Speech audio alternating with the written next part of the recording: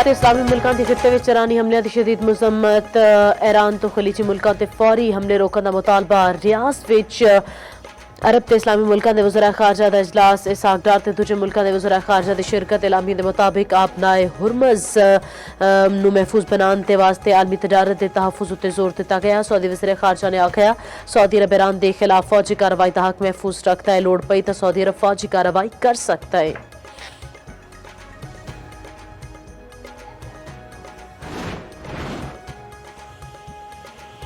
Iran के खलीजी मुल्कों ते ड्रोन ते मिसाइल हमले। कतर दी रास लफान रिफाइनरी उत्ते मिसाइल दाग दिते। हमले दे बाद रिफाइनरी उत्ते अग लग गई। कतर ने ईरानी सफारतखाने दे मिलिटरी अताशी ते उन्हां दे अमले नूं नापसंदीदा करार दे दिता। 24 घंटे विच मुल्क छड्डण दा हुक्म। अबू ज़ाबी दे हबशान गैस तनसीबात दे बाब फील्ड ते मिसाइल हमला। गैस की सप्लाई बंद। सऊदी अरब के मशरक रिजनों ते ईरान के ड्रोन हमले। सऊदी वजारत दिफा के मुताबिक 5 ड्रोन तैयारे फिजा विच तबाह कर दिते गए।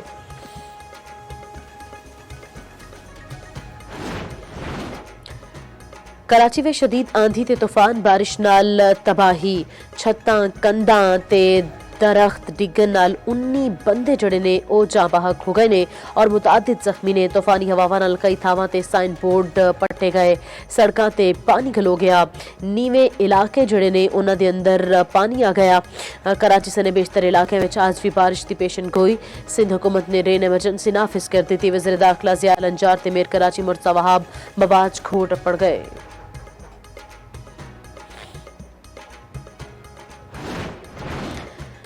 पाकिस्तान दा ऑपरेशन गज़र बिल हक विच आरजी तौर पर रोकन दा ऐलान। वज़ीर इत्तलात अता तारक दा कहना है कि फैसला ईद उल फितर के मौके उत्ते कीता गया। इत्तलात 24 मार्च तई होएगा। सऊदी अरब कतर ते तुर्की की दरखास्त ते पाकिस्तान ने इकदाम चुकिया। सरहदी हमला या दहशतगर्दी दा वाक़या हुण उत्ते ऑपरेशन फौरन दोबारा शुरू होएगा।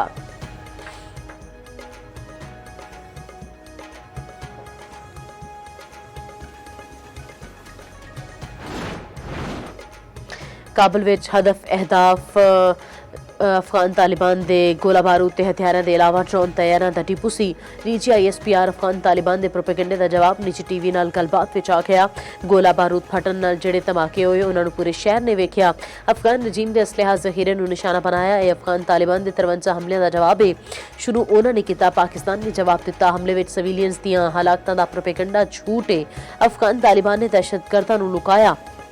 सरकारी इमारतों में दहशतगर्द लुके हुए ने। दहशतगर्दों को हवाले कर दिता गया और गलबात होगी। अपने मुल्क में दहशतगर्दी मराकज खत्म करो। अफगान तालिबान फैसला करन TTPA अहम है या पाकिस्तान।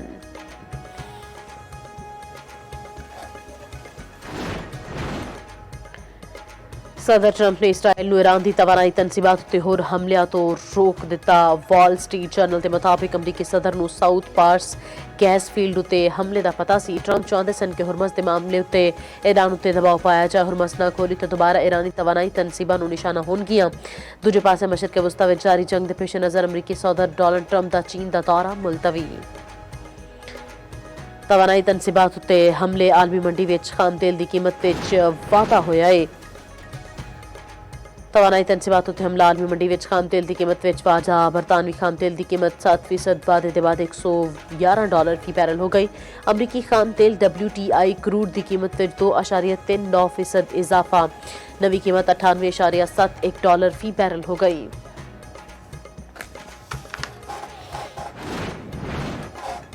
ते सऊदी अरब में शवाल का चंद नजर नहीं आया। ईद उल फितर कल होगी। अमारात ते तुर्किया का भी कल ईद उल फितर मनाने का ऐलान। कराची विच बोहरा बरादरी अज ईद उल फितर मना रही है। सदर दी ताहरी मस्जिद विच नमाज़े ईद का वड्डा इजतमा। पाकिस्तान में शवाल का चंद वेखण लई मरकजी रूते हलाल कमेटी का इजलास अज शाम 5 बजे होएगा।